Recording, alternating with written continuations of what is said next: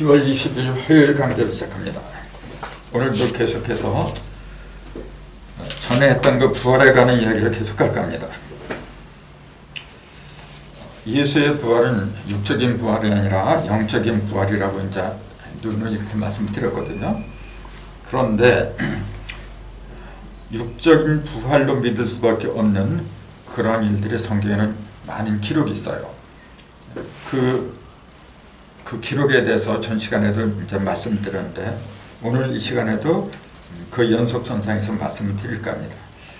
오늘 제목은 문을 닫았는데도 나타난 몸은 그렇게 잡아봤거든요. 이 얘기는 전에도 한 번 했어요. 예수님이 부활을 해가지고 부활한다 그랬거든요. 살아있을 적에 예수님이 살았을 제자들한테 내가 십자가에 못 박히고 3일 만에 반드시 살아나리라 그랬어요. 근데 그걸 믿은 사람들은 없어요. 진짜 믿었다고 하면은 예수님이 그 3일째 됐을 적에 정말로 부활할까 안 할까 궁금했을 거 아마. 궁금해서라도 예수가 그 묻혔던 그 무덤에 가봤을 거 아마. 근데 무덤에 가본 사람은 여자밖에 없다니까. 남자는 없어요, 이게. 그러니까 남자들은 하나도 안 믿었다는 얘기야. 설마 안 믿은 거야 이게. 근데 여자들은 믿었어요. 제일 잘 믿은 여자가 이 막달라 마리아예요. 막달라 마리아는 귀신 들렸죠. 귀신이 몇 마리가 들었었어요? 7. 네. 7이나 되는 귀신이 들어있었다고 그래요. 7마리의 귀신이 들었다는 게 실제로 귀신이 7마리 들었는지 안 그래? 그건 난 몰라요. 근데 그 숫자가 중요하거든요. 7수. 7마리의 귀신은 7이 어떻게 된 거예요?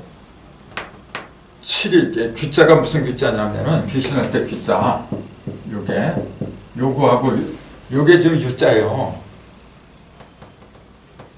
요게 무슨 유자냐면은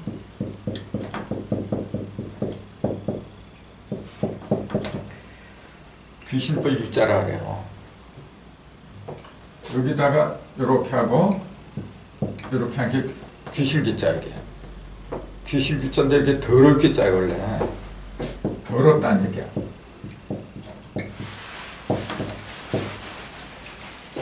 그 귀신이란 말이 뭐냐면 신이 더러워진 상태를 말하는 거예요. 그럼 귀신의 반대가 뭘까? 깨끗한 거죠 이제. 그걸 정신이라 그래요. 쌀찌을 정자 있잖아요. 요거.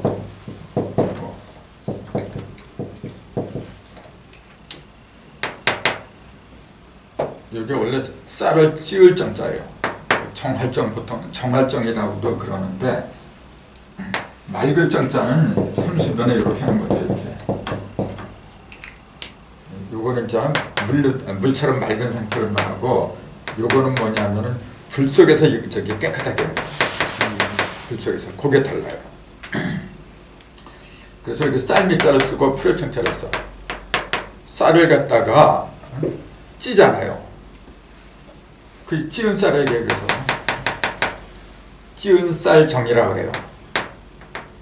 찌은 쌀. 그 쌀을 찌었다는 얘기는 뭐냐면 쌀 속에 들어있던 묻혀있던 불순물들이 전부 다 불견에 의해서 사라진 거예요. 그래서 요게 맑을정이라고 그래요. 요것도 그렇고. 근데 요건 물에 의해서 된 거고 요건 불에 의해서 된 거고 물세례 불세례 이렇게 얘기를 하는 거예요. 그러니까 요거는 더러울 기자고 요거는 맑을정자. 이렇게 귀신의 반대가 정신이에요. 그 정신이 들었다 그러잖아요. 그 한자도 이렇게 보면 굉장히 재밌잖아요. 요게 귀신뿔 유자예요. 그 귀신뿔이 뭐냐면 우리가 공동묘지 같은데 그 뭘 휘킹 날라다니는 거죠. 그게 사실은 귀신뿔이 아니죠. 그 사람의 뼈 같은데 뭐 이렇게 뭐 인 같은 거 있잖아요. 이제 그게 이렇게 타면서 그렇게 날아다니는 거예요.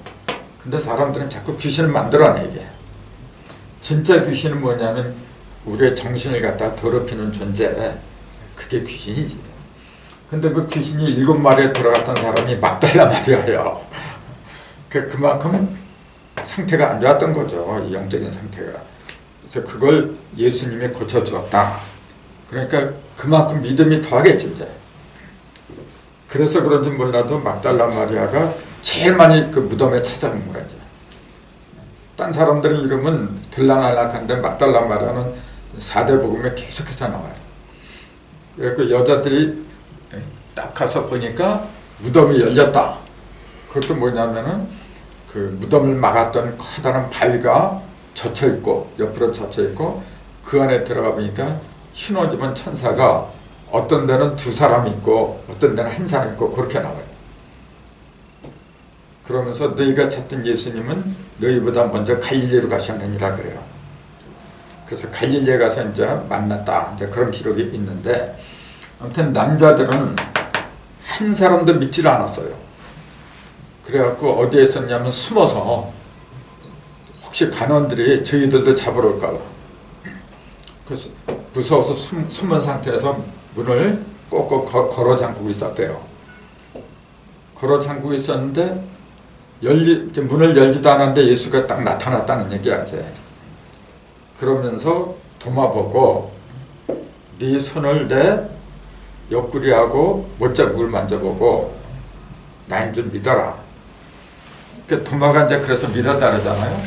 그러니까 그 기록으로만 본다면 그래요. 실제로 예수가 나타나고 십자가에 못 박힌 자리를 보여주고 말이야. 다 만져보고. 그러니까 어떻게 해야 돼요? 진짜 사건인 걸로 믿어. 그럴 수밖에 없어요. 근데 누가복음 같은 거 자세히 보세요. 누가복음에는 그 엠마오로 가는 2 제자가 나와요. 엠마오.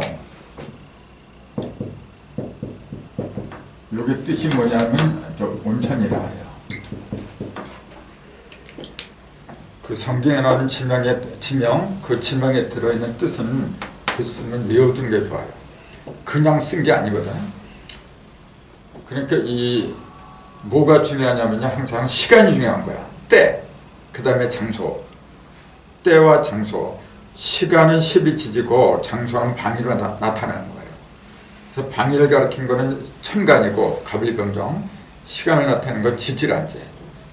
그 동양이나 서양이나 그건 똑같아요. 시간과 공간을 초월해서 존재한다는 게 있을 수가 없는 거거든. 그래서 성경에도 어떤 지명이 나올 때에는 그 지명에 스민 어떤 의미가 있어요. 그 의미를 깨달을 적에 뜻이 통해. 근데 엠마오로 가는 2 제자 그랬어요. 근데 이거는 예수가 부활한 후에 벌어진 일이잖아요. 예수가 부활한 후에 엠마오로 가는 2 제자는 남자지 여자가 아니에요. 그러면서 그 여자들한테 얘기를 들은 거예요. 2 제자가 예수님이 부활했다며 그렇게 얘기를 하고 하는데 갑자기 예수님이 나타난 거예요 이제. 근데 예수님인 줄 알아보지 못해요. 또 나타나고 계속 같이 얘기를 하면서 가는 거예요. 그러다가 주막집에 들어가가지고 거기서 이제 같이 떡을 떼면서 예수님이 축사를 해줘요. 그럴 적에 그 떡을 받아먹는 순간 눈이 밝아졌대 이제. 그래서 예수인 줄 알아봤다. 이제 그런 기록이 나와 있어요. 누가 보면. 근데 그것도 그래요. 아니 같이 계속해서 길을 갈 때는 모르고 떡을 먹으니까 밝아져서 알아와. 그 떡이 이렇게 영적인 떡이지. 육적인 떡이라면 육적인 떡을 먹었는데 뭐가 눈이 밝아져요? 영적인 눈을 밝게 했으니까 그건 영적인 떡이지. 그 떡을 먹고 보니까 예수가 사라졌어 이제. 그 떡을 먹고 나니까. 그러니까 뭐냐면 그분이 예수였구나. 그러면서 이 사실을 제자들한테 알리자 해가지고 제자한테 가는 거예요. 가가지고 이제 증거를 하잖아요. 거기는 도마도 안 나와. 누가 보면요. 가서 증거를 하니까 제자들이 처음에는 믿질 않죠. 그래서 그 말을 증거할 때, 그 엠마오로 가는 한 제자가 말을 할 때, 말을 하는 그 속에 그때 예수께서 가라사대 그렇게 나와요. 그 얘기는 뭐냐면은 예수님이 그 엠마오로 가는 2 제자 속에 의식 속에 있었다는 얘기지. 의식 속에서 예수를 하는 거, 얘기를 하는 거지 이제. 근데 거기서 엠마오로는 되게 온천이라는 사실을 갖다 주목해야 된다 그 얘기예요. 엠마오로 가는 2 제자, 온천으로 가는 2 제자 그런 얘기예요. 그 온천으로 간다는 게 무슨 말이에요? 이건 물이잖아요. 물은 물인데 어떤 물? 따뜻한 물. 자, 예수님이 12제자인데 11제자를 어디서 픽업했느냐면은 요단강에서 이제 갈릴리 호숫가인데 물에서 한 거예요, 물에서. 원래 제일 먼저 그 쫓아온 제자가 누구냐면 베드로의 형 안드레라고 있어. 안드레가 어떻게 해서 예수를 따르게 됐느냐면은 원래 그 안드레가 세례요한의 제자잖아요. 세례요한한테 물세례를 받고 같이 이제 쫄랑쫄랑 쫓아다녔거든. 근데 어느 날 그 세례요한이 예수를 보고 우리라고 하신 그 하나님의 세상 죄를 지고 하는 어린 양이로다. 그렇게 증거를 해요. 그러니까 정말 그런가 하고 쫓아온 거야. 이제 예수를 그때부터 쫓기 시작한 거야. 그러니까 자기 동생 베드로한테 가서도 얘기하고 그렇게 해서 다른 제자들도 그렇게 해서 오게 된 거예요. 그러니까 예수가 그 안드레 이렇게 만나서 하는 얘기가 뭐냐면 이제부터는 사람을 낚는 어부가 되라 그러잖아요. 고기를 낚는 어부가 되지 말고 사람을 낚는 어부가 되라. 그렇게 얘기를 해요. 그럼 이 얘기를 왜 하느냐면 이거하고 비교하기 위해서 하는 거예요. 이것도 물이고 그 11제자 맨 처음에 예수하고 만났을 때 그것도 물이야. 그럼 그 11제자를 만났을 때 그 물은 어떤 물이냐면 온천이 아니었어요. 그건 온천이 아니에요.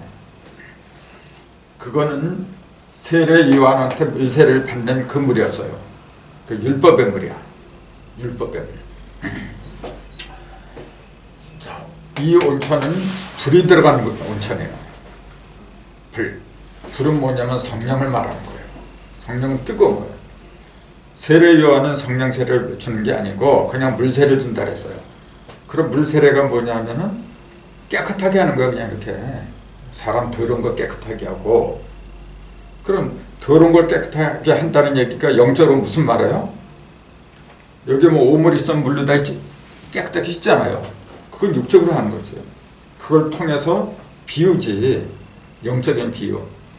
더러운 걸 깨끗하게 하는 게 뭐예요, 그러면? 그게 율법이에요. 자, 또 간음하지 마라. 또 도적질하지 마라. 사람의 행실을 갖다 참 다 깨끗하게 만드는 게 그게 율법이에요, 원래.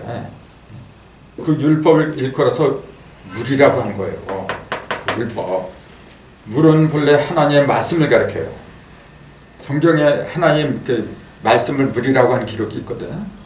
그러니까 창세기 1장에도 저 첫날 어두운 가운데서 빛을 만들기 이전에 하나님의 신은 수면에 운행한다. 이미 그렇게 나와 있어요. 그러면은 그 물은 누가 만들었어? 첫날 이 빛을 만들기 이전부터 뭐냐면 물이 많이 있었어요. 그 하나님의 신이 수면에서 운행하고 있었어. 그것도 왜 물 속에서 운행한다 하지 않고 수면, 물 표면이잖아요. 수면에서 운행한다고 해야 하지 않으면 안 되느냐 그 얘기예요. 그게 그런 것이 전부 다가 나하고 직결되는 얘기예요. 이 세상을 전부 다 지금 벌어진 일들인데 자꾸 그 태초에 이 지구가 맨 처음에 생길 때 그때 일인 것처럼 그렇게 믿고 있어요. 그러니까 물질적인 것으로 믿다 보니까 그 옛날 지금부터 까마득한 그 옛날들을 내가 어떻게 알아? 그러니까 기록에 있는 그대로 믿으려고 하다 보니까 그게 무슨 믿음이야? 그럴 것 같기도 하고 그러지 않을 것 같기도 하고 그러니까 옛날 얘기만 믿는 거예요. 그냥 성경이 옛날 얘기인가요? 성경은 사람을 살리는 생명의 말씀이에요. 그 사람이 죽고 사는 게 이 육적인 이 목숨을 가리킨 게 아니라는 거지. 영이 깨끗하면 하나님의 영이고 더러우면 마귀의 영이고 그 죽음과 삶을 그걸 기준으로 한 거지. 어떻게 육적인 목숨을 가리킨 게 아니란 말이에요. 하나님의 신은 그래서 맨 처음에 어디에 있었냐면 수면에 있었어요. 물 속에서 물 가운데가 물 바깥에서 이렇게 운행하고 있었어요. 자, 수심, 그러니까 물속하고 수면하고 달라요. 저 물속에 들어갔다 못 나와 이거. 물 위에 운행하니까 빠지지 않았다는 얘기지. 그럼 그 물은 첫날 이전에 있던 그 물은 어떤 상태를 가리켰느냐 그 얘기예요. 그거는 빛이 있었나 없었나 그거부터 보세요. 빛이 있어서 밝게 드러난 물들은 그거는 질서가 있는 말씀이야. 근데 그렇지 않은 물은 뭐냐면 무질서한 거예요. 그러니까 하나님의 신은 어디 있었냐면은 무질서 속에서 있었다는 얘기지. 물은 말씀이라 그랬는데 말씀은 말씀인데 어떤 말씀이냐면은 아직 빛과 어둠으로 갈라지지도 않고 윗물 아랫물로 갈라지지도 않고 전부 다 뒤죽박죽한 상태. 그러니까 그것은 혼돈된 지식이나 어두운 정보 뭐 그런 걸 말하지 이제. 자, 내가 사람이 되는 것도요. 처음부터 내가 사람 되는 건 없어요. 무언가 알아야 돼 자꾸. 어렸을 때 이런 말 한마디 배울 때에도 몇 번, 몇십 번, 몇백 번, 몇천 번 그렇게 자꾸 해야 돼요. 하지 않은 거 모르는 거야 이게. 그 상태를 어둠이라 그래요. 어둠이고 그걸 물로 말하라고 한다면 어두운 물이지 이제. 어둠 속의 물. 거기에 빛이 비춰지면은 이제 물의 모습도 드러나고 물속도 다 보이는 거고 이제 그렇게 되는 거죠. 맨 처음에 우리가 지식이나 정보를 얻을 때는 그게 옳은 건지 그런 건지 몰라요. 어느 정도 우리가 지각이 터진 다음에는 다 알지. 그렇기 때문에 하나님은 선악과를 먹지 말라고 했던 거예요. 선악을 안다는 게 뭐냐면 지식이나 정보지. 근데 자기가 그걸 가늠할 수 있는 그런 능력이 없는 상태에서 선과 악을 먹으면 그거 어떻게 돼요? 자기 필요한 건 선이고 필요 없으면 악이야. 그렇게 되는 거예요. 자기 개인적인 사리사욕을 흘릴 수밖에 없어요. 그렇게 되면 어떻게 되냐면은 영적인 세계가 밝아지지 못해. 자꾸 자기한테 이로운 것만 추구하다 보니까 어떻게 돼요? 막혀버려 그냥. 그걸 죽음이라. 그래서 원래 하나님은 선악과를 영원히 못 먹게 만든 게 아니죠. 생각해 보세요. 선과 악을 갖다가 모르는 사람이 그게 하나님의 자녀라고 해야 돼요? 하나님의 자녀라고 하면 영특해야 돼. 웬만한 것도 알아야 되고 하나님의 형상이 되려면은 능력도 있어야 되고 지능적으로도 지능과 행동 전부 다가 온전해야 돼요. 근데 어떻게 선과 악을 못 먹게 해요? 못 먹게 한다는 건 선과 악을 갖다 깨닫지 못하겠다는 얘기예요. 이 말도 안 되는 짓거리잖아요. 근데 왜 못 먹게 했냐면은 맨 처음엔 그럴 수밖에 없어요. 어린애들 같은 어린애 보고 이게 선이고 이게 악이고 그렇게 일러줘봐요 그거. 근데 그건 몰라요 그거. 그러니까 그때는 뭐냐면 선과 악을 일러주는 게 아니라 무조건 그냥 따라오게 만들어야 돼 그냥요. 말만 아버지 엄마 말만 잘 들으면은 탈날 일이 아무것도 없어. 지금 뭘 알기는 예를 들어서 바둑알 걔네들 그게 먹으면 죽는지 안 죽는지 몰라요. 그냥 집어먹어. 그때 이제 부모가 먹지 마라. 먹지 말라고 안 먹으면 되잖아. 그 상태를 말한 거예요. 근데 어느 정도 이렇게 지능이 터지고 하면은 지가 이제 알아.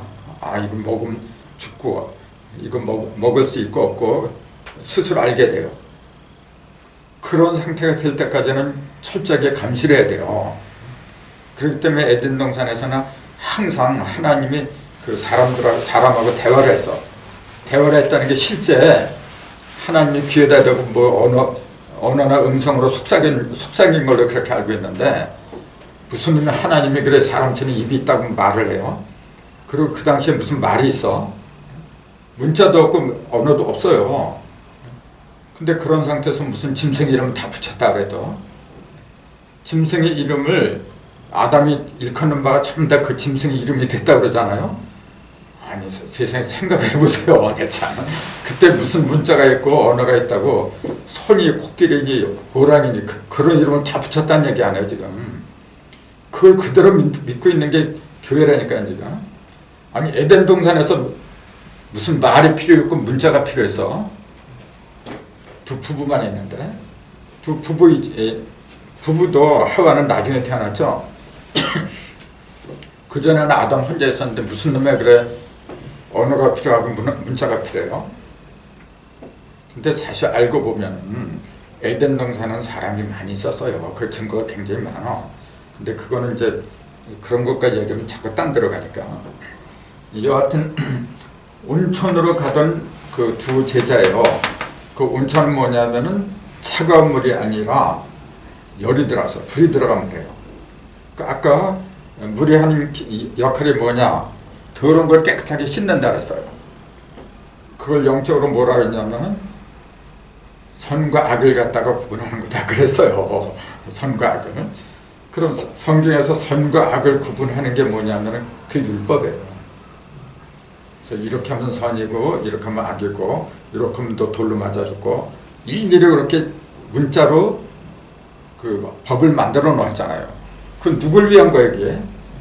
어른들을 위한 게 아니에요. 그거는 어린 애들을 위한 거지. 어른 보고 말이죠.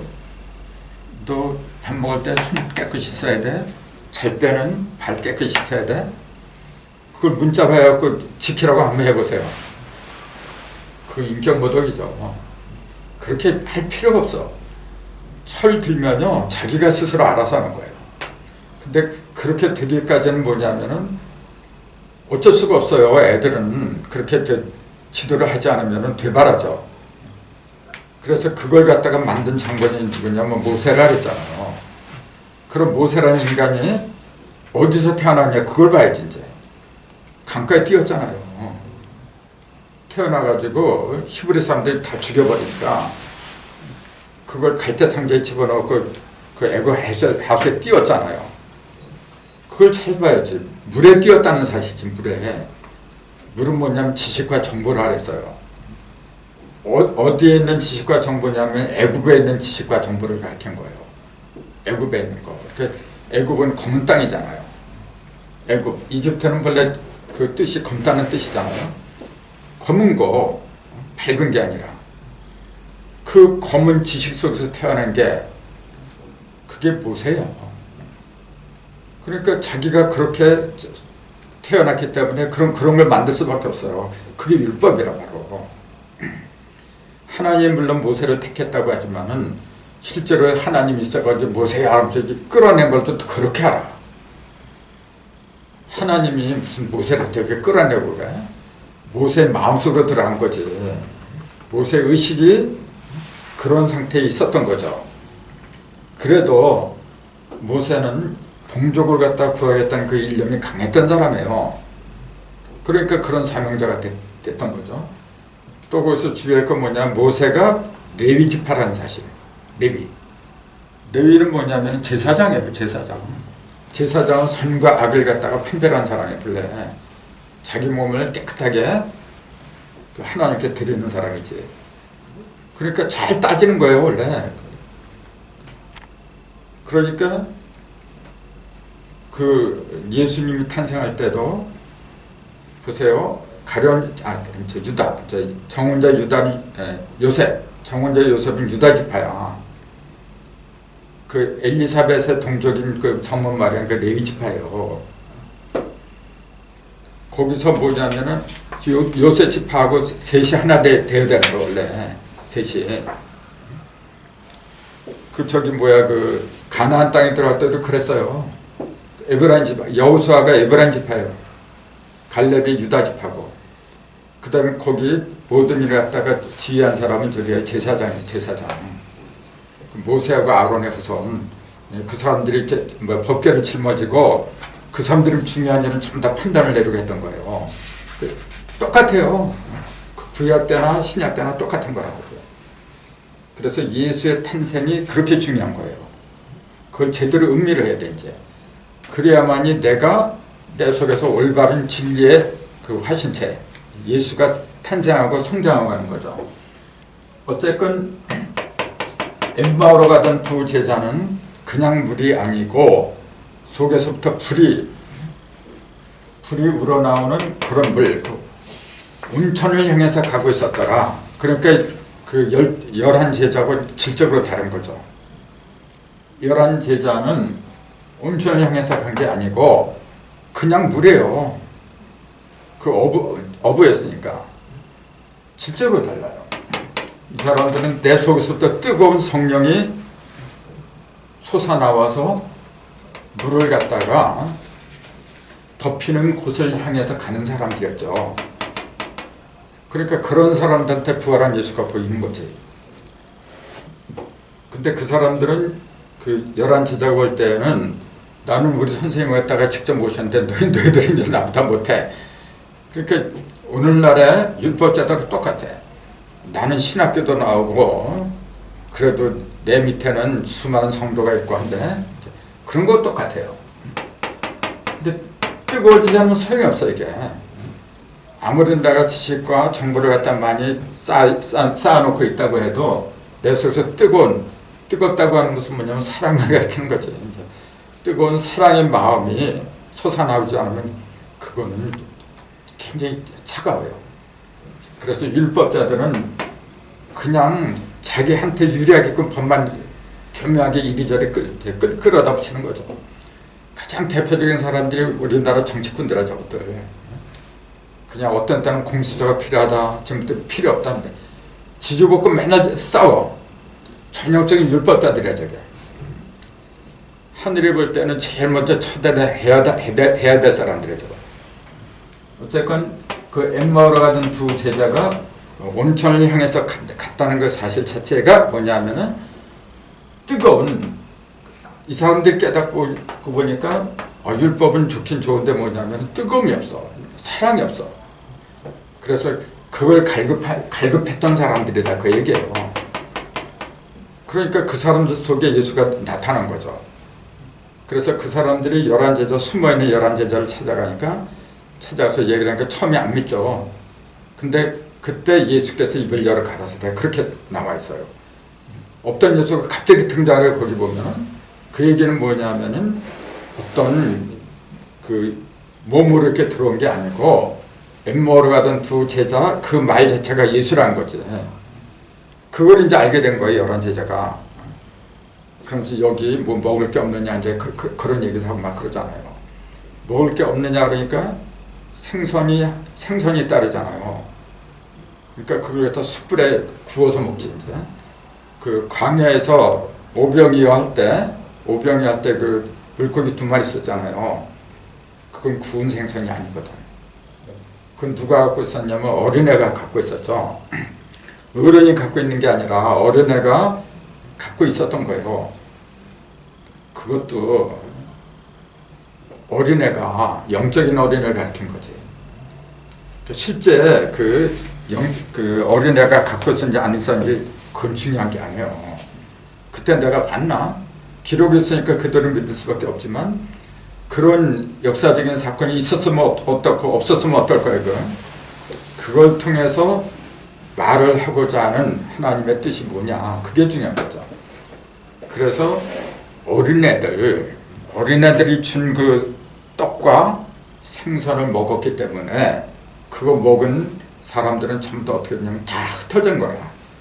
그거 먹은 사람들이 누구 하나 그 예수 죽을 때까지 죽는 십자가까지 간 사람 누가 있어요? 한 사람도 없어요. 왜냐하면은 어린애들이 갖고 있던 걸 먹었기 때문에 그래요. 지금 이 시대하고 똑같은 거야 지금. 엠마오로 가던 온천으로 가던 두 제자한테 나타난 예수. 그 예수는 막달라 마리아, 7 귀신이 들어간 막달라 마리아의 귀신을 전부 다 깨끗하게 정화를 시켜준 사람이었고, 그러니까 그런 그 막달라 마리아나 엠마오나 이런 사람들이 증거를 할 수밖에 없는 거예요. 그 11제자한테 나와가지고 막달라 마리아도 베드로한테 갔잖아요. 가가지고 선생님이 부활하셨다. 그러니까 제자 중에서 그래도 무덤까지 가본 사람은 이제 베드로 한 사람이야. 근데 그거는 여자들이 먼저 보고 나서 이제 나중에 간 거지. 그렇게 해서 그 여자들이 먼저 부활한 예수를 갖다 증거를 하게 된 거죠. 근데 문을 닫았는데도 이제 예수가 나타났다 하니까 대부분 실제로 문을 닫았는데도 나타났다. 그러니까 초능력이다. 예수가 부활한 몸은 시간과 공간을 초월하는 아주 신비한 몸이다. 그걸 영체다. 그렇게 얘기를 해요. 성경에서 말하는 영체는 그런 그 시공을 초월한 몸을 가리킨 게 아니죠. 영체는 뭐냐면 육체의 반대예요. 육의 몸이 있은즉 영의 몸이 있느니라. 고린도전서 15장에 나와 있거든요. 육의 몸이 있은즉 영의 몸이 있느니라. 이게 육체고 영체고 그런 거지. 그럼 이때 육의 몸이나 영의 몸이나 어떤 상태를 가리켰느냐 하면은 이걸 갖다 얘기한 게 아니란 거예요. 육체 그러니까 이렇게 이목구비가 달려있고 물질로 이루어진 이걸 육체인 줄 알아. 성경에서 말하는 육체는 그런 게 아니고 똑같은 몸이에요. 예수나 나나 누구나 다 똑같은 몸이야. 근데 그 속에 내 속에 세상에 속한 육, 세상에 속한 걸 육이라 그래요. 그래서 그 뭐 이제 시기하고 질투하고 이제 그런 욕정이 있잖아요. 그런 걸 담아둔 몸을 육체라고 하는 거야. 그런 몸을. 그 다음에 성령이 9가지 열매 있잖아요. 사랑과 희락과 뭐 이렇게 9가지 열매. 그걸 담아둔 몸을 영체라고 하는 거예요. 그 전에 내가 그러잖아요. 똑같은 그릇인데 그 속에 물이 담긴 물그릇이고 밥이 담긴 밥그릇이고 그 그릇 자체는 똑같은 거예요. 내 몸도 같아요. 같은 몸인데 내 속에 하나님 영이 들어가면 내 몸은 내 몸이 아니지. 하나님의 몸이지. 그걸 영체라고 그래요. 근데 같은 몸인데도 내가 자꾸 세상적인 생각에 얽매이고 돈 자꾸 그래봐. 그건 육체지. 그래서 영의 몸이 있고 육의 몸이 있고 같은 사람이라고 해도 별과 별의 영광이 다르고 다 다르다고 그래요. 그런 그 육체와 영체를 얘기한 거지. 뭐 시공을 초월해서 문을 닫았는데도 나타나고 그런 그 만화 같은 얘기를 한 게 아니란 말이에요. 지금 바울이 뭐라고 했냐면요. 우리가 그 부활이 없다면은 세상에서 제일 불쌍한 자를 알았어요. 그 바울이 한 얘기예요. 우리가 왜 예수를 믿고 하나님을 믿고 하느냐면은 예수나 하나님을 믿으면은 부활을 하기 때문에 그렇다. 그 얘기예요. 한마디로.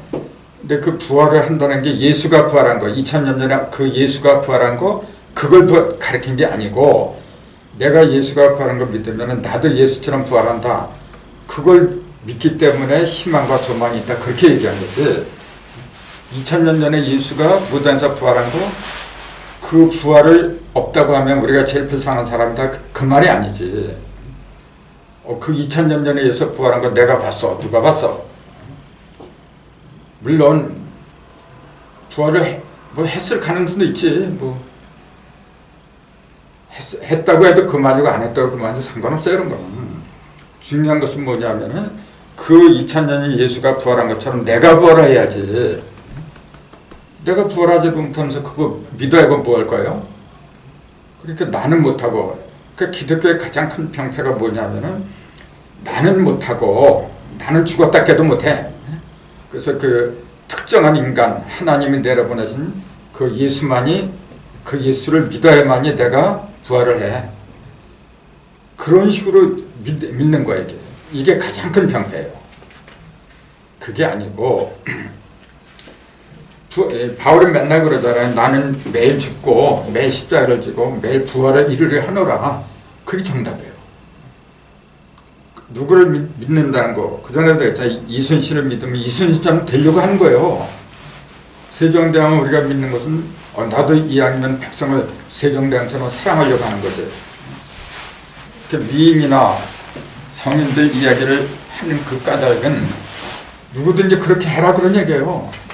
그렇게 되지 못할 거 뭐로 얘기를 해, 그거. 그러니까 옛날에 그런 사람이 있었으니까 넌 그 사람 믿어. 그냥. 믿기만 하고 넌 그렇게 못돼.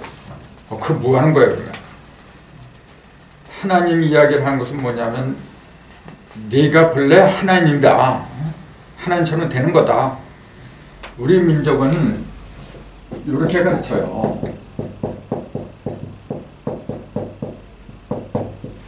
이게 우리 민족의 기본적인 신앙이에요. 이신화은. 하나님으로서, 이게 뭐뭐로서 그렇거든요. 하나님으로서 사람이 됐다. 즉 하나님이 스스로 사람이 됐다, 그 얘기예요. 또 이신화물, 하나님이 만물이 됐다, 그거예요. 이거는 지금 원래 우리나라 역사책에 나오는 거예요, 지금요. 그러니까 이런 구절을 잘 의미를 해보세요. 얼마나 위대한 얘기인지. 여기서 나온 게 인내천이라. 사람이 곧 하늘이다, 그런 얘기죠. 그러니까 본래 이론론이라는 거 잊으면 안 돼요. 모든 것은 하나에서 나같이 본래 신하고 인간하고 결정이었다면은 인간이 아무래도 신이 못 되고 신은 인간이 될 수가 없는 거예요. 그거는. 처음부터 씨가 다른데 어떻게 하나가 된다는 거예요? 씨가 같기 때문에 하나가 되는 거지. 하나가 되지 못하면은 이 지구상에 평화란 게 있을 수가 없어요. 항상 둘이면 서로 견제를 하고 싸움을 하지 않으려 하는 수가 없는 거라. 그래서 이를 아는 거, 하나를 아는 그 자체가 깨달음의 기본이에요. 그래서 예수님이 문을 닫았는데도, 제자들이 문을 닫았는데도 나타났어요. 그 제자들은 왜 문을 닫았느냐 하면은 실제 저런 문을 닫았는 줄 알아. 그 문이 아니라 예수님이 그러잖아요. 내가 두드리라. 두드려라 열리리라. 두드리면 열리리라. 그게 마음의 문을 말한 거지. 마음의 문을 닫고 있었다는 얘기예요. 마음의 문을 닫았다는 근거가 뭐냐면은 잡혀갈까봐, 세상 사람들이 무서우니까 잡혀갈까봐 숨어 있었어요. 그게 마음의 문을 닫은 거라. 마음의 문을 닫았지만은 그 사람들이 본래 진리를 갖다가 멀리했던 사람들이 아니죠. 비록 물고기지만 물고기를 잡는 어부였어요. 그 물고기니까 실제 베드로가 물고기를 잡는 어부인 줄 알아. 물고기가 물에 사는 고기잖아요. 그 물에 사는 고기가 뭐예요? 물은 우리가 창세기에서 사람을 만들 적에 어떤 걸 먼저 만들었어요? 3일째 되던 날에 식물을 만들지. 4일째는 일호성신을 만들고 5일째 뭘 만드느냐 하면은 새하고 물고기를 만들어요. 그러니까 먼저 만들어지는 것일수록 뭐냐면 차원이 낮은 거야. 나중으로 갈수록 먼저 차원이 높은 거예요. 5일째 짐승을 만들어요. 6일째 짐승하고 맨 마지막에 이제 인간이 나오죠. 더 이상 안 만들어요. 그 인간이야말로 차원이 가장 높은 차원이죠. 그럼 물고기는 뭐냐면 하루 전 5일째 나온 거예요. 수준이 낮은 거예요. 그 물고기를 낚아채는 어부야. 베드로하고 그 11제자가 전부 다. 그렇게 사람을 낚아야 되는데 맨날 물고기만 낚고 있어. 지금 이 세상에 사람이 거의 없어요. 거의 다 물고기고 짐승이고 그래요. 물고기보다 더 지능이 높아진 게 짐승이지. 이제 들짐승들. 날짐승보다도 들짐승이 차원이 더 높은 거예요. 하늘을 나는 공중을 나는 새는 5일째 만들었다니까. 5일째, 그 다음에 물고기도 5일째 만들었어요. 근데 6일째 나온 게 들짐승이잖아요. 그건 뭐냐면 의식의 차원을 말하는 거죠. 그렇게 해서 그 물고기는 뭐냐면은 그 의식, 식물을 3일째 만들었는데 식물은 의식은 있는데 어떠한 상태냐면은 이리저리 활발을 못하는 거예요. 나무들이 돌아다니는 거 봤어. 그냥 뿌리가 내리면 그 자리에서 움직이지 않아요. 그렇게 이리저리 생각을 못해요. 그런 사람들이 굉장히 많아요. 이 세상에 보면은 자기가 어떤 한 소리를 딱 듣잖아요. 그걸 이리저리 생각을 해야 되는데 맨날 그 생각만 하고 있어. 그게 지금 얼마나 많아. 지축이 이렇게 틀어진 게 바로 잡히는 게 계백이다. 그게 박혀가지고 딴 걸 못해. 전부 다 물고기라 그게 이제. 물고기도 아니야. 그게 식물이야, 식물. 식물인간이라고 하는 게 바로 그런 인간을 말한 거예요. 식물인간 그러니까 육신만 이렇게 묶여서 활동을 못하는 거, 그걸 생각해. 심성을 떠나지 못해 있는 저 식물인간은 영적인 식물인간이지. 그런 식물인간이 엄청나게 많다니까. 그 다음에 그거보다 조금 발달한 게 이제 하늘을 날아다니죠. 새야. 그 다음에 바다를 휘젓고 다녀, 이제. 돌아다니니까 낫지, 식물보다 낫죠. 근데 새는 뭐가 단점인지 아세요? 우리가 볼 때는 새 그러면 헐 날아다니까 좋을 것 같지. 뭐가 단점일까요?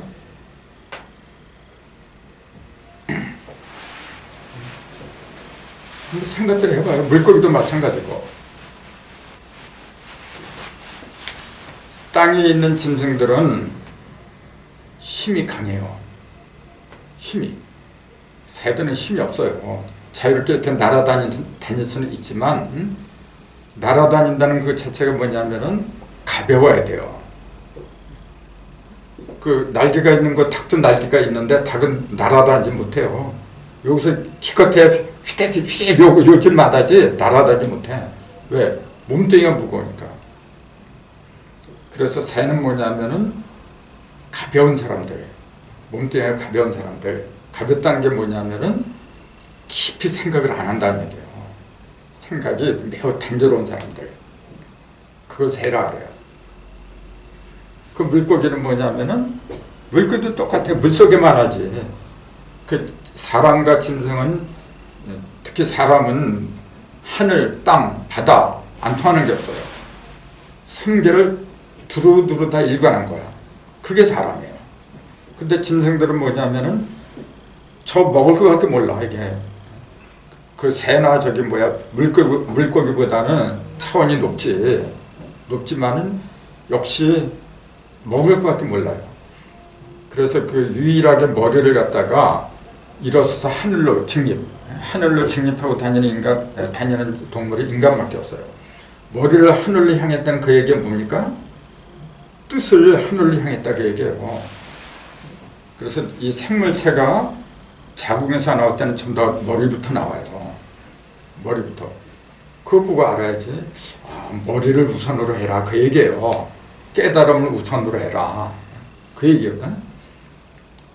그 중에서 가장 위대한 이제 동물이 뭐냐면 인간이라. 그 인간으로 태어나는 그 자체만 해도 엄청난 축복이란 걸 알아야죠. 근데 뭐가 그렇게 불만이고 불편이고 나만이 전부 다 가져야 되고. 그러니까 그건 뭐냐, 짐승 새끼들이라고 하죠. 사자니 호랑이니 그런 인간들이에요. 저게 사자나 호랑이나 전부 다 뭐냐면은 그 욕심이 과한 거잖아요. 그 사자씨가 따로 있고 인간씨가 따로 있고 불 따로 있는 게 아니에요. 본래는 씨는 똑같아. 근데 그것이 어느 쪽으로 신경을 쓰느냐에 따라 그 기운이 글로 가버려 이렇게.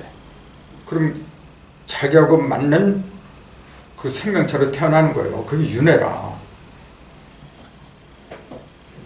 그래서 이신화인 이신화문에 해가지고 우리 조상은 신이 따로 있는 게 아니고 신 자체가 인간이고 신 자체가 물질이고.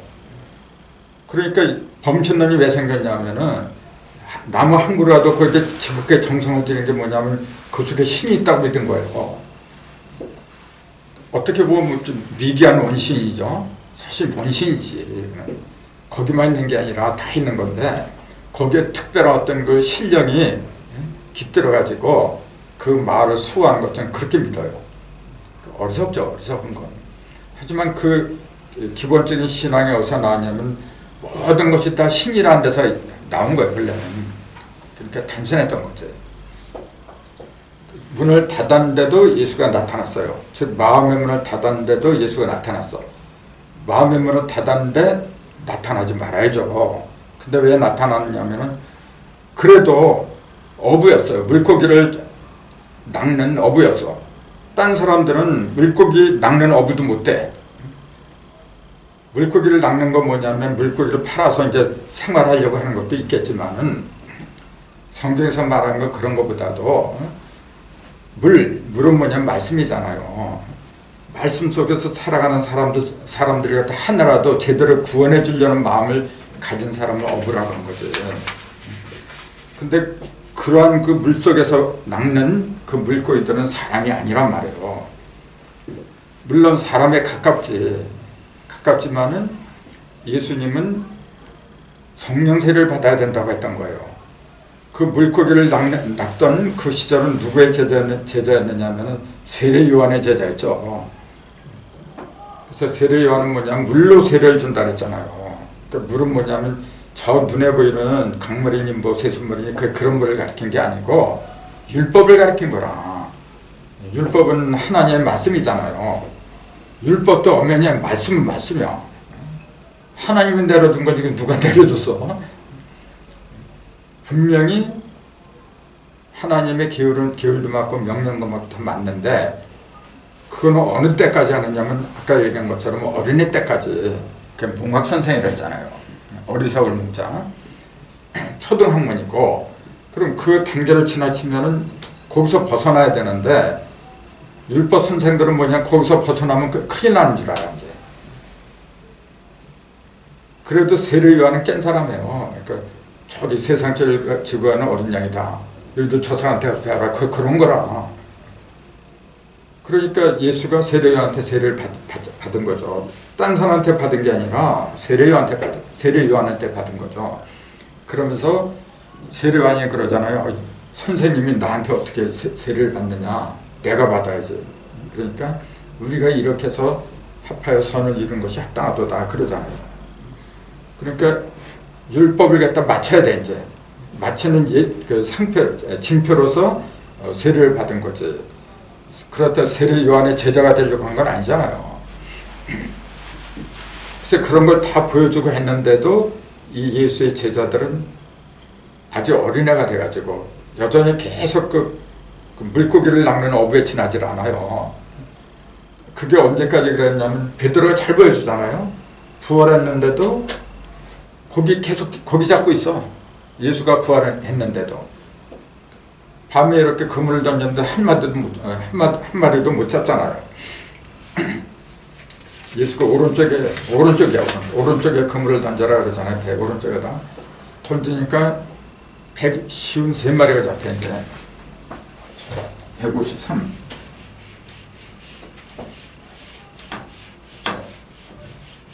그것도 생각해 보세요. 물고기가 많이 잡혔다. 그러면 되잖아요. 또 일일이 세봤던 모양이야. 그러니까 153마리가 잡혔더라. 그렇게 나와 있어. 이게 뭔데요? 153이 뭔데? 여기에 그 모나미 볼펜 있잖아요. 여기 있다. 여기 보면은 모나미 153 0.7 이렇게 돼 있어. 요거 모나미 볼펜 요거 창업지 있잖아요.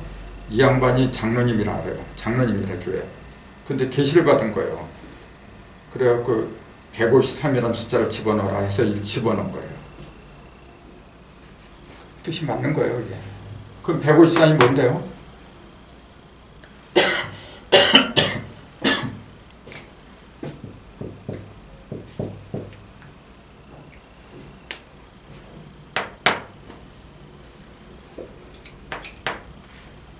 해봐요. 이렇게 나오나.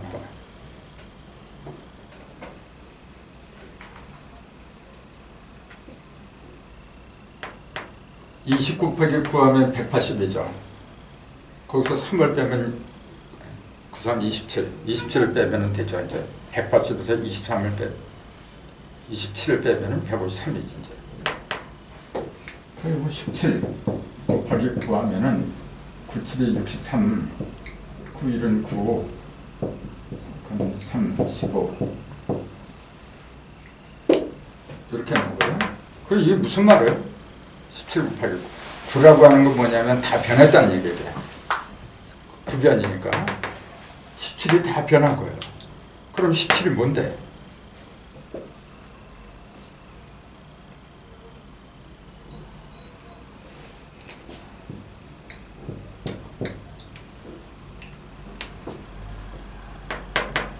(8 더하기 9잖아요) 8 더하기 9가 뭔데? 8은 짝수에서 제일 큰 숫자예요. 이건 홀수에서 제일 큰 거예요. 2, 4, 6, 8, 10인데 10은 형상이 없으니까 형상이 있는 것 중에서 8이 제일 큰 거라 9는 홀수에서 제일 큰 거고 이건 형상이죠. 형상이 다 벌어진 거. 이거는 변화가 다 벌어진 거. 형상과 변화가 다 커진 거. 형상과 변화가. 그러니까 이걸 곱하면 72예요. 70이 이제 둔값이라고 하는데 곱하면 70이고 더하면 17이고 그래서 이걸 8개하고 90이라 불러요. 8개와 90을 합한 상징이 17이더라. 그럼 요거는 형상이고 요건 변화예요. 형상과 변화, 마지막 형상과 마지막 변화. 자, 형상과 변화가 마지막에 이른 상태. 그게 17이에요. 그 17이 9번 변한 거. 9번은 뭐냐면은 3개, 3, 3은 9 해가지고 다 변한 거야, 이제. 그게 부활 숫자예요, 원래. 우리가 부활하면 그렇게 돼야 돼요. 자, 형상도 다 벌어질 대로 벌어지게 만들어야 돼. 형상도.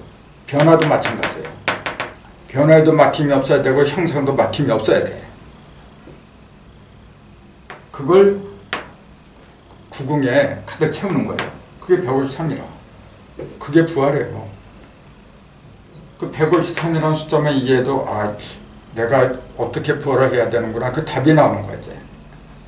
부활한다 그러니까 전부 다 뭐냐면은 썩을 몸이 무덤에서 죽었던 몸이 일어나는 거. 그게 부활인 줄 알아. 그 부활하면 뭐 할 거예요? 부활해서 또 배고프면 또 뭐 돈벌이 가야 되고 또 아프면 병원에 가야 되고 맨날 그 짓 하려고 부활을 해? 1000년 만년 살아도요 그건 희망이 없어요. 짐승하고 똑같은 거라. 왜 그렇게 살려고 그래요? 그렇게 예수가 무덤에서 부활했을 적에 자던 성도의 몸이 많이 일어났는데 지금 어디 갔어요? 다 없어졌어. 그런 몸이 있으나 없으나 똑같아요. 하늘이 바라는 몸은 영체란 말이에요. 내 속에 성령이 들어오면은 성령 못하는 게 없어요. 성령은. 그러니까 뭐 신통력 같은 거 얘기를 하는데 신통력 일부러 갖추려고 노력할 필요가 없어요. 내가 올바른 마음 먹고 내 속에서 8하고 9만 8등분이지 이게. 이건 뭐냐면 구궁이죠. 9주 9개 구멍 8등분 형상이고 요거는 뭐냐면 막힘이 없이 통하는 거고 이렇게만 된다고 하면은 뭐가 갑갑해요? 지금은 시공에서 벗어나지 못해 우리가. 그러니까 배고프면 먹어야 돼. 어디 가고 싶어도 비행기나 열차를 타야 돼요. 그러니까 돈 많은 사람들이 최고지. 돈 없는 사람들은 비행기 열차 못 타요. 가고 싶어도. 근데 하나님의 성령, 즉 성령으로 부활한 사람들은 그 상관없어요 이거예요. 그래야만이 진리를 깨달으면 저렇게 되는구나. 뭔가 다르구나. 그럼 그게 어떤 욕망 같은 거 있잖아요. 그런 걸 보여주는 거지. 맨날 똑같이 해봐. 그러면 수단과 방법을 가리지 않고 전부 다 할 수밖에 없어. 앞으로도 과학이 발달하잖아요. 발달해서 이제 뭐 칩 같은 걸 발명해갖고 여기다 하나 딱 찔러 놓으면은 기억력이 다 살아나는데 이제요. 그게 이제 666 그 말하는 사람들이 그렇게 얘기해요 지금. 그 어떤 회사에서 칩을 하나 발명해가지고 그걸 이마에다 집어넣어야 된다. 그거는 그러지 않으면 통하지 않는데 이제 그게 있어요. 인터넷에 보세요. 그게 666이라고 지금 그 일부에서 난리 났어요 지금. 베레치민가 뭐. 예, 맞아. 베리치. 예. 참 그러니 얼마나 갑갑한 사람들이야. 아니에요. 자, 문을 닫았는데도 예수님이 나타나갖고 손 못 자고 창자국을 만져봐라. 자, 그게 무슨 말이에요? 자, 여기에 못자국이 있어. 여기에 창자국이 있어. 그걸 만져보고 난 줄 믿어라. 그 믿으니까 뭐냐면 영은 살과 뼈가 없지만 나는 있느니라. 그렇게 얘기를 해요. 영은 살과 뼈가 없어요. 근데 나는 있다 그러니까 실제로 예수가 부활해갖고 살과 뼈가 있는 몸으로 이제 나왔으니까 그걸 이렇게 만져보고 믿었다 그러잖아요. 다 그렇게 믿고 있어 지금요. 그럼 뼈와 살이 진짜 뼈와 살.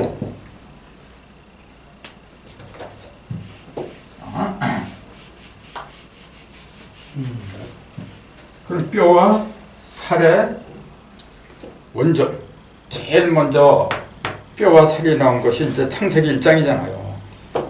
여자를 남자의 갈비대로 만들어 놓고 살로다 채우니까 아담이 그러잖아. 이거는 내 뼈 중에 뼈, 살 중에 살이로다. 그걸 그대로 얘기를 하고 있는 거예요. 만약에 아담이 뼈와 살이 없었다면, 즉 하와가 없었다면, 뼈와 살은 하와를 말한 거예요. 여자를 말한 거예요. 여자. 뼈와 살은 여자를 말했다. 그렇게 보면 돼요. 자, 뼈와 살이 있다고 하는 것은 뭐냐면은 내가 살았다 그 얘기지. 나한테 뼈와 살이 있다.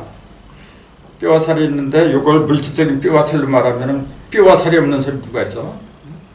근데 그 제자들은 그걸 이제 그 믿고 만지고서 믿었다 그래요. 만지고서요. 그럼 성경에서 말한 뼈와 살은 아담한테는 하와지. 아담한테는. 그럼 아담과 남자 아담과 여자 하와를 놓고 봐요. 그럼 아담은 뭐냐면은 여자를 만들어낸 장본이네요. 남자의 갈빗대로다 여자를 만들었잖아요. 이렇게. 그러니까 남자는 여자를 만들어낸 장본이냐. 그럼 지금도 남자가 여자를 만들어내죠. 지금도 남자가 여자를 만들어내야 돼. 옛날에 그렇게 했으면 지금도 그렇게 해야죠. 근데 그렇게 하질 않죠. 그럼 이때 남자는 뭐고 여자는 뭐냐. 고린도전서 15장에 보면 바울이 그러잖아요. 여자는 교회에서 잠잠해라. 뭐 그렇게 말하면은 뭐야 이놈 거 남존여비 사상이잖아요. 그거는. 과연 성경에서는 남존여비 사상을 갖다 조장을 했을까요? 그럼 차별을 뒀던 하나님이 이상한 하나님이지. 이때 남자 하와는 남자 아담은 뭐냐면은 지도자를 말한 거지. 지도자.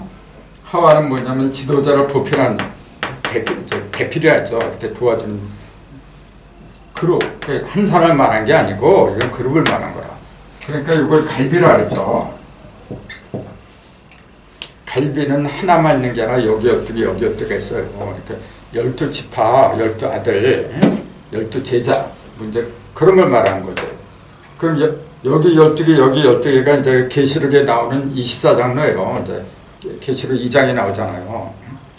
그 보좌에 예수님이 앉아 있는데 그 보좌를 둘러싸고 24장로가 앉았더라. 금벨류가를 띠고 그 하와라 여기. 갈비가 하와니까. 근데 뼈와 살이 있다고 하는 것은 뭐냐면은 그 제자 11제자 남자들은 뭐냐면 뼈와 살이 없는 걸로 알았어요. 예수가. 왜냐하면은 예수님을 따라다니는 거 저희들만 따라다니는 걸 알았어. 이제 저희들이 이제 남자고 여자들 물론 따랐지만은 그래도 제일 그 믿음의 사도라고 하는 건 자기네들인 줄 알았잖아요. 근데 자기네들이 볼 적에도 뼈와 살이 아니야. 이게 뼈와 살이라고 하는 건 뭐냐면 목숨을 내건 거예요. 이거는 내 뼈 중에 뼈, 살 중에 살이를 할 정도가 되면은 목숨을 같이 하는 거야. 근데 그런 수준까지 차원까지 안 갔어요. 누구보다도 본인들이 잘 알아. 도망간 거고. 그렇죠. 다 도망갔는데 그러니까 무슨 뼈와 살이 있어 그 얘기라 지금. 당신은 아무리 깨달았다고 하고 하나님 아들이라고 해봤자 헛거다 그 얘기야 이제. 뼈와 살도 없다 이제 그 얘기예요. 근데 예수님은 뼈와 살이 있느니라. 그 뼈와 살이 누구냐면 봐라 너희들은 무덤에 찾아오지 않았어도 막달라 마리아 비롯한 여자들이 찾아왔고 나를 갖다 너희들한테 그 인도를 하지 않았느냐 그 얘기예요. 그 나를 만져보라고 하는 게 뭐냐면은 예수의 몸이 아니라 예수를 믿었던 그 여자들 있잖아요. 너희들이 저렇게 멸시하던 그 여자들이 진짜다 그 얘기예요. 그러니까 그걸 잘 봐야 돼요. 그 십자가에 달릴 적에 그 전에는 예수가 어머니를 갖다가 꼭 여자요 그래요. 꼭 보면은. 그러니까 그 인터넷은 목사님들이 뭐라 했냐면요. 그걸 이제 그 여자를 갖다 귀내라 그래요. 히브리 말로 귀내 이제 귀웅이라는 뜻이거든요. 그러니까 여자가 그 깎아내서 한 게 아니라 그 당시에는 그 여자를 갖다가 여자여 하는 것이 귀내요 그랬다는 것만 이게 이렇게 이거는 뭐냐면은 아주 그 높은 부인들에 쓰는 존칭어라고 이제 그래요. 그런 식으로 변명을 해요. 근데 그 말이 안 되는 게 뭐냐면은 그 가늠하다가 현장에서 붙들린 여자 있잖아요. 그 여자를 갖다 데려다 놓고 예수님 보고 이거 어떻게 했으면 좋겠느냐 그러잖아요. 그때 예수가 그 여자 보고 뭐라냐면 다 도망갔잖아요. 죄 없는 자가 먼저 돌로 쳐라니까 다 도망가. 그 여자 혼자 남은 거 보고 뭐라냐면 그때 여자여 그래요. 그게 귀네요 그래요. 그때도 귀네요. 그 다음에 베드로가 다 도망갔잖아요. 예수가 저기 십자가 달리고 베드로도 3번이나 부인하거든. 그래서 이제 사람들 틈에 섞여가지고 이렇게 숨어 있는데 그래서 이제 비자라는데 비자는 뭐 여자 몸종이야. 그 여자 몸종이 이 사람들 예수님하고 저 사람하고 같이 있어서 그래요. 그 베드로가 아니라고 이제 그래요. 그래서 여자여 또 그때 그래요. 여자여 나는 상관이 없다 그래요. 나는 예수를 모른다 그래요. 그때도 귀내요. 그때도. 그래서 귀내가 봐요. 간음하다 붙잡힌 여자도 여자고 귀내고 또 그 비자 몸종은 여자 몸종도 귀내고 그게 무슨 극존칭이야?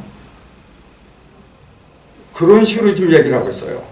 다 같은 여자가요? 다 같은 여자예요.